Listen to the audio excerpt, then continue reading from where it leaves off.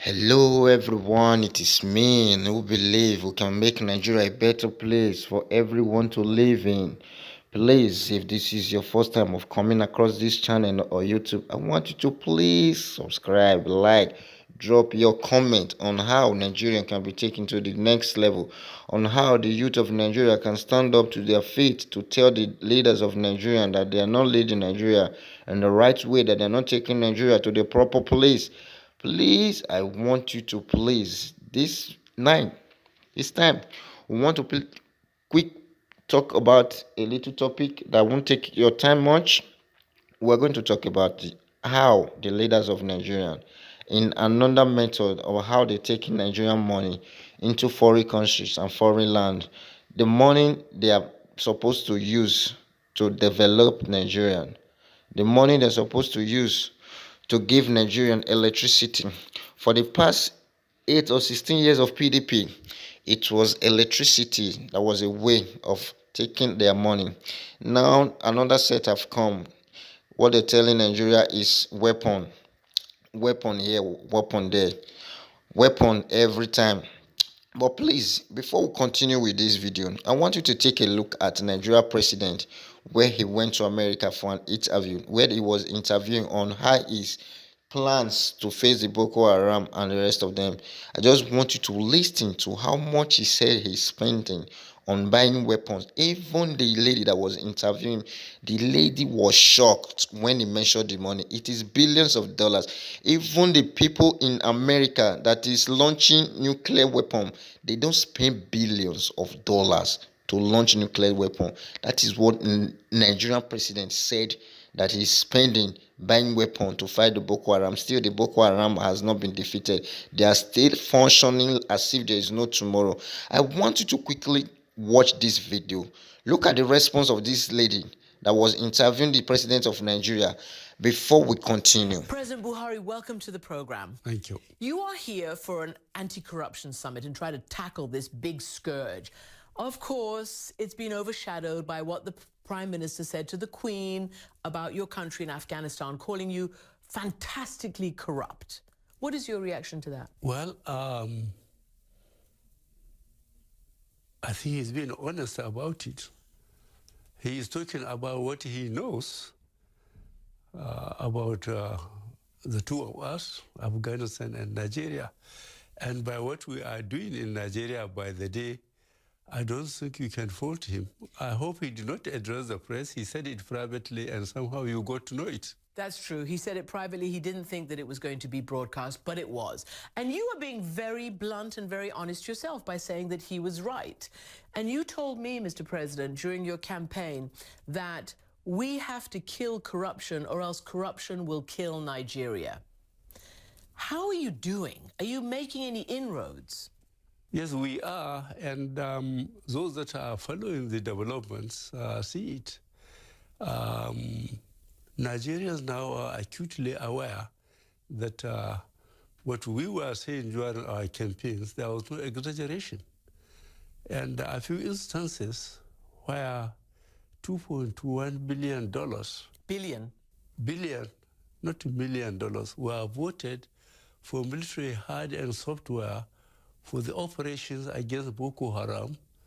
Those responsible sat down as if they were going to have lunch or dinner and shared it and put it in their accounts. You're kidding. The money that you designated to fight your major terrorist group, Boko Haram, they put it in their pockets. Yes.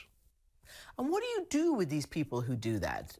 Did they heads roll in terms of losing their jobs, getting fired? Well, most of them are now behind the bars.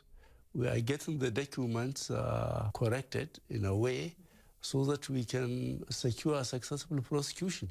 You've also talked about having gone through a lot of papers and found sort of legions of so-called ghost workers, people who are pulling salaries who don't even exist or for jobs that don't even exist. I think 23,000 of these so-called ghost workers. So far. Are there many thousands more? I suspect yes. So you've been getting rid of them systematically? We have to. They never existed, so the question of getting rid of them does not arise. All we are doing, those who have been signing those vouchers and pocketing the money will have to return it. It's a question of for how long have they been doing it and for how many. I mean, you obviously knew that this corruption was a major problem because you took it as your main plank and platform during your campaign. Since becoming president, are you more shocked or less shocked by the extent of corruption that's crippled so many of the structures and infrastructure of Nigeria over the years? Much more shocked. You're more shocked? Yes. The issue of Boko Haram is something that the whole world is looking at Nigeria for, particularly these poor girls, the Chibok girls, who've become an international symbol for all that is wrong with this terrorism, with this radical Islamism, and with the attack on civilians, especially girls. Give me a status report of your promise that you would have defeated Boko Haram, you know, by the first year of your presidency. Well, those following us closely will know that when we came in, Boko Haram was holding at least 14 out of 774 local governments in Nigeria. They fixed their flag and called it some sort of republic, caliphate of some sort. But now, you ask people of that state, Borno, Boko Haram is not holding any particular local government. But what they are doing, they have gone down to technology, improvised explosive devices for soft targets, churches, mosques, marketplaces, motor parks, and just killed people en masse. This is what they are doing. So they are rapidly alienating themselves to the public. These girls are still captive, many of them. Your government received a proof of life video for about 15 of them earlier this year. CNN, our colleague Nema El-Bagia, who was in Nigeria, got a hold of this video. She was shown it. And she then showed it to the families. And this was the first they had seen of proof of life of their lovely girls, of their missing girls. Why did it take our colleague to have to show the families? Why didn't the government share this information with them? I haven't seen that video. But even if I see it, I will be very careful about showing it to the family. There's no point to prudently raise hope of the families if you can't beat them. I saw the families as a group twice. One, they came to visit my wife. Two, they came as a group to see me. And the less I see them, the better for my own, emotional balance. It makes you sad. Yes, I try to imagine my 14-year-old daughter, 14 to 18, missing for more than 2 years, trying to imagine what condition are they in. A lot of the parents would rather see their graves than imagine the condition they are in now. It's tragic. It's tragic. All right. Nigerians, I hope you've all heard the president of Nigeria, how much he said that they spent in bioweapon, and how he said he's looking for the Chibok girls that was adopted, how he's plan to wipe away the Boko Haram. The question I want to ask everyone this moment is that, come, let the Nigerian youth, I don't know if you guys are thinking the way I'm thinking. Right from the time of Obasanjo, 8 years, let's not even go back to before Obasanjo. Before Obasanjo's 8 years, we'll be hearing Nigerians using billions of dollars, billions of naira to buy weapons. My question is, these weapons, are they granules? Are they bread that these soldiers are eating in their duty posts? Since 1990 something, Nigeria has never gone for war. Nigeria has never had a fight with any other country. It's only peacekeeping that they'll be going for. And this peacekeeping, apart from this Boko Haram who has been killing our soldiers, killing our brothers, killing our sisters, burning churches down, Nigeria has never had any crisis of such. So these weapons, these guns that they are spending billions of naira to buy, what are they using it for? Is it Hausa granite?